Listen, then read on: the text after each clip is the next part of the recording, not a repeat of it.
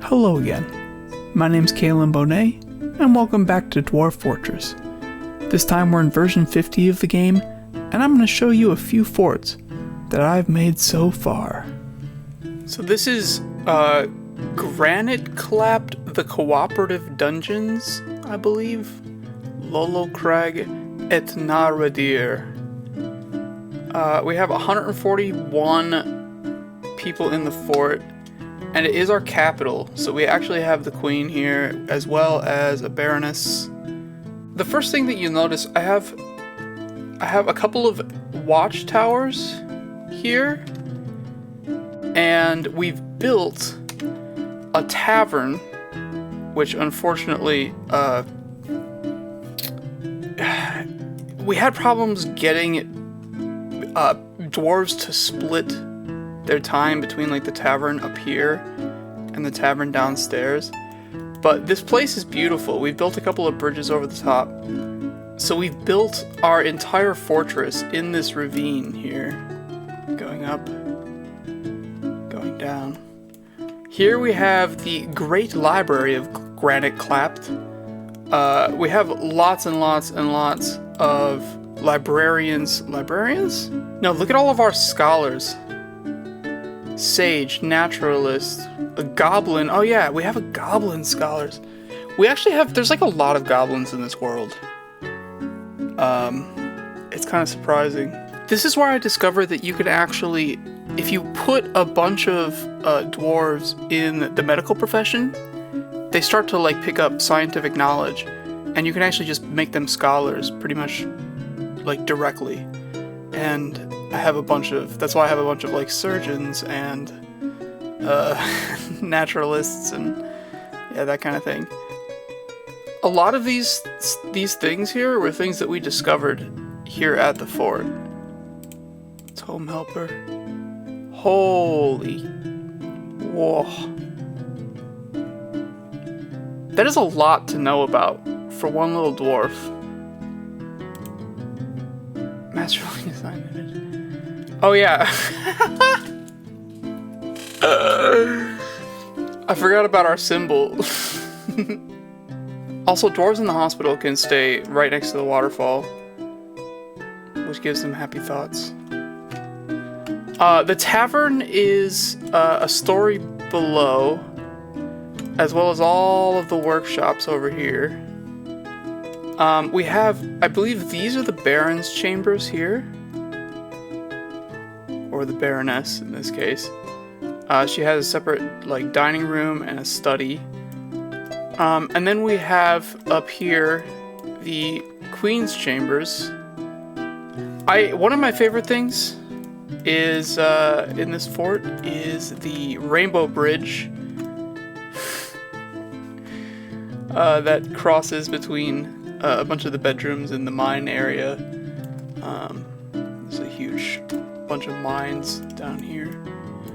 There's also a bunch of elephants. We've been breeding elephants that the I can't remember if the elves brought them or if I just modded in the ability to train them all for war. But we have war elephants and we also have war giant kangaroos. Oh, it must be modded. There's no chance that that's possible. Do I have like war bunny rabbits? That would be funny.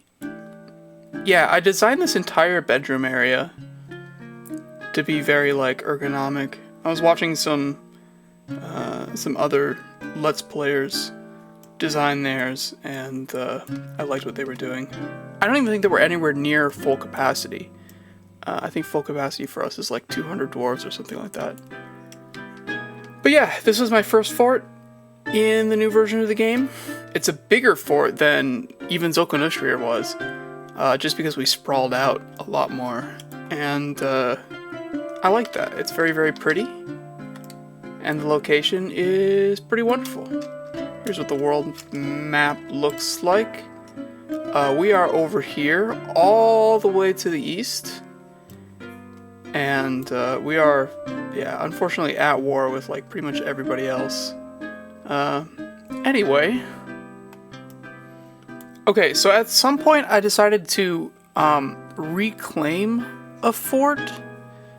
So this is a fort that was generated by Dwarf Fortress, and me and a group of dwarves and I, in a very small world, I guess. I'm trying to remember exactly what happened here.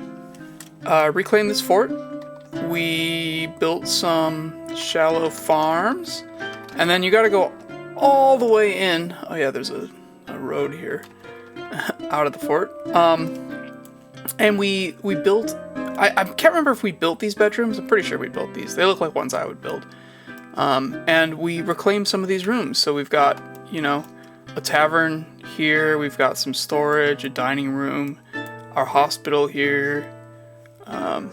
Yeah, these I think are either, I don't know, let's look. Oh yeah, these are temples. These are all temples. Usually I think the new version of the game is encouraging players to have temples for each sort of religion, and I don't usually do that, but I actually had enough rooms to do that in this one. We've got like an archery range up here. So this is a very, very large fort. We barely had enough dwarves to fill out the space. We've got a lot of our workshops down in the bottom. I didn't end up playing this one all that much. I don't think the world was even that interesting. I can't remember exactly what happened.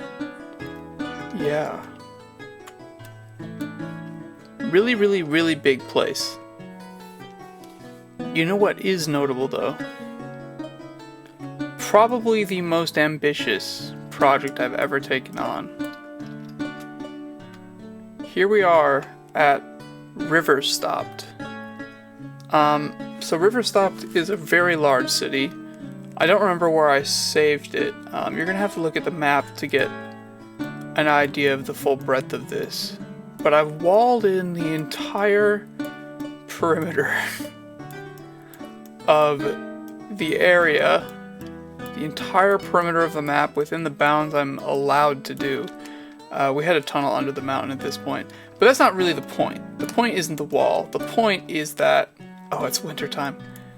But as you'll see, there is a river slowly draining into this basin. It's all frozen right now. So here we can see the water flowing in from the river. This is in the spring of the same year.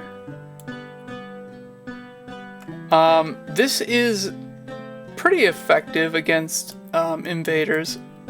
It's not as effective as I wanted. The area is kind of big to be filling up. Like if I had chosen maybe, you know, this sort of area up here and just like walled off this tiny area, I could have, you know, maybe forced the invaders around, you know, to the front of my fort and then drown them out into this basin every single time.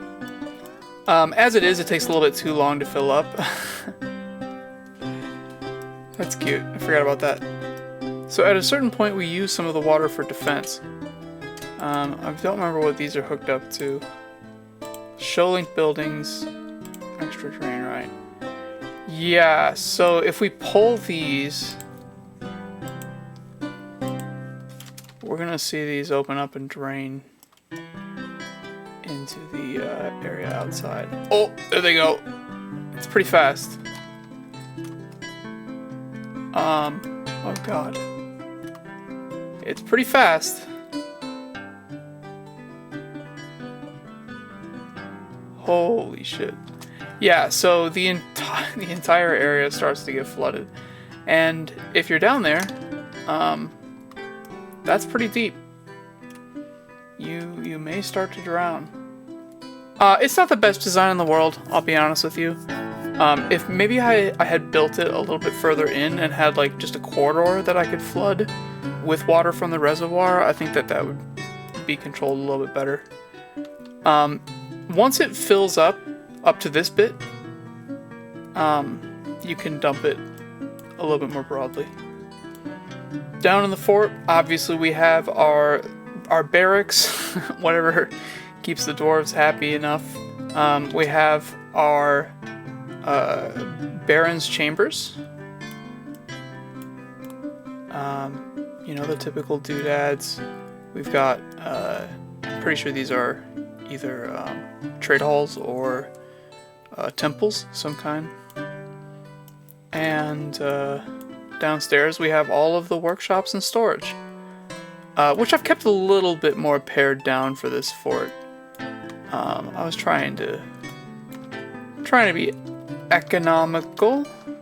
Oh yeah, wait, how did I forget? Riverstopped has a pit trap as well. Just like Zokan Ushrir, what happens is,